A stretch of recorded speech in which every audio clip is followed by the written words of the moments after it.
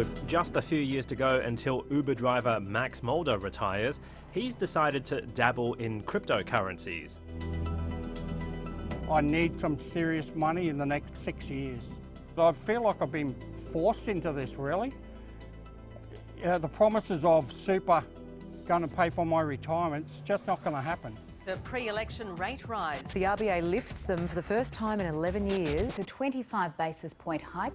With interest rates on the rise and the cost of living soaring, some Australians like Max are under pressure to take huge risks. I'm really putting a lot of faith into the crypto so low, I really feel it can go upwards from here. The value of the entire cryptocurrency market, which includes thousands of digital currencies, peaked at $3 trillion in November, but it has plummeted since then. Cryptocurrencies, such as Bitcoin, are not backed by anything. There's no promise of a flow of dividends or interest payments. Tony Richards was head of payments at the Reserve Bank for 10 years before he retired. He believes too many households are speculating on crypto. Anyone buying cryptocurrencies should be very, very aware of the risks that the value could fall sharply or even to zero.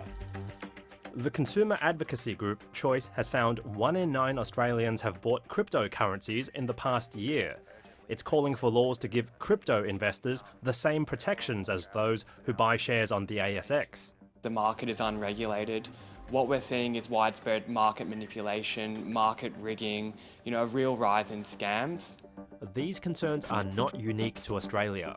Over in the US, Connor Bronston lost $400,000 after a failed bet on crypto.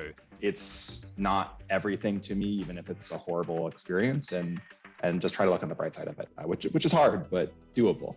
He put much of his life savings in a failed digital currency called Luna and Terra USD, which is a so-called stablecoin. Investors worldwide lost billions when they both collapsed in May.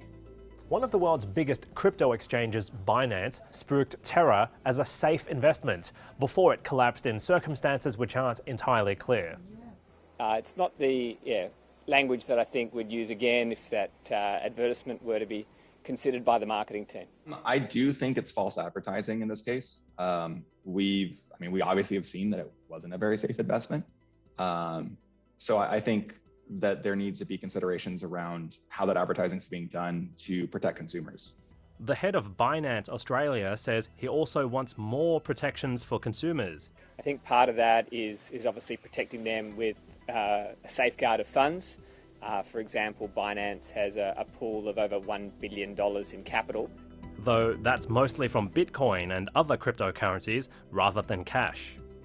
Despite the high risks, Max Mulder plans to persevere with his crypto bet and hope it's enough to supercharge his retirement savings.